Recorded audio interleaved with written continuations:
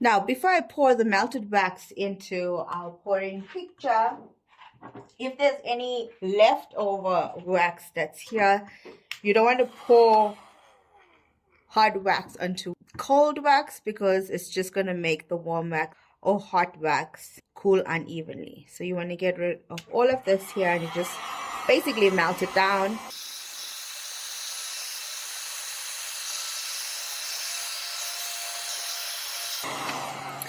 And now you have a little bit of melted wax that you can keep for later and reuse.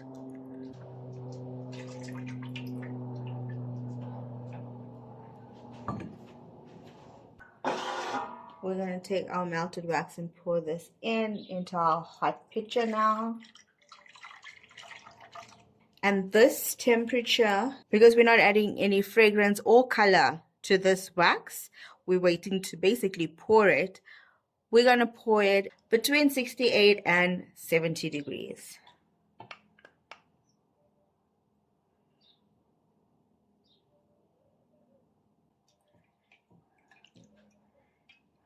Now, wax is at the right temperature, our vessel's heated and prepped. Let's pour. When you pour, you want to pour as slowly as possible, but in a streamlined motion. So you don't want to stop and pour, stop and pour.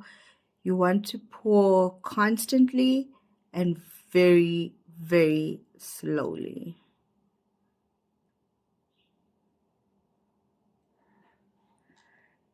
Stop when you reach your desired place. You want to keep burning room for the wick to burn before it touches the wax. So you want to leave, basically I call it a lip period or a lip section.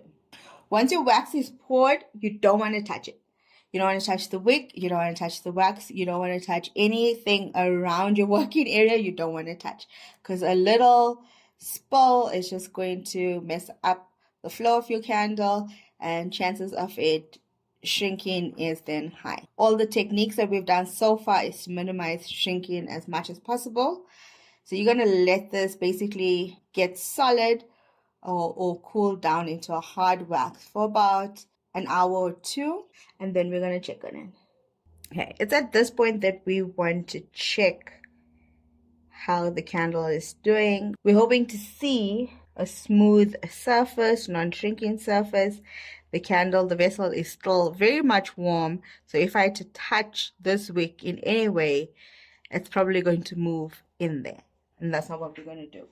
What we're going to do now is start the curing process. So what that means is allowing your candle to get more firm, more strong, and long-lasting. The wax is basically like concrete. You know, when you pour concrete, you need to let it sit for a while, and the longer it sits and dries out and hard, it gets harder, more stronger, more sturdier piece of concrete.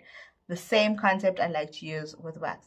So what we're going to do now is to prevent further shrinking away from the vessel on the side here. We're going to heat gun the top. So one, it creates a smooth surface finish of your candle. It's always aesthetically pleasing in that way. And two, it's another step to help it attach to the vessel. If we do this much later on when the wax has pulled away from the vessel, then we're going to see drips of wax on the side. And that's not really aesthetically pleasing. So I like to do this about an hour after the pour, and we're just going to melt the top part, constantly moving so we're not burning the wax. And as soon as the top layer is liquid, we're going to stop because we don't want to burn the wax. And if it was fragrant, we don't want to burn the fragrance away.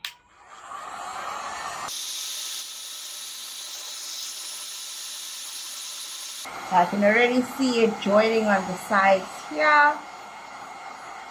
And now it looks like the whole surface is properly liquid. I'm going to stop. And the wick is fairly straight, pretty much straight. I can say that's almost perfectly straight, really. And now I'm going to seal this. If it has a lid, then you can close it up. And I would say let it rest for about 30 minutes. If you need to move it away, let it rest for about 30 minutes, then move it away. And then you can store them in your curing shelf where all your candles are curing. The perfect curing period for refined paraffin wax is about 5 days. And then you can light your candle and it will be perfectly good. But we'll check this later on.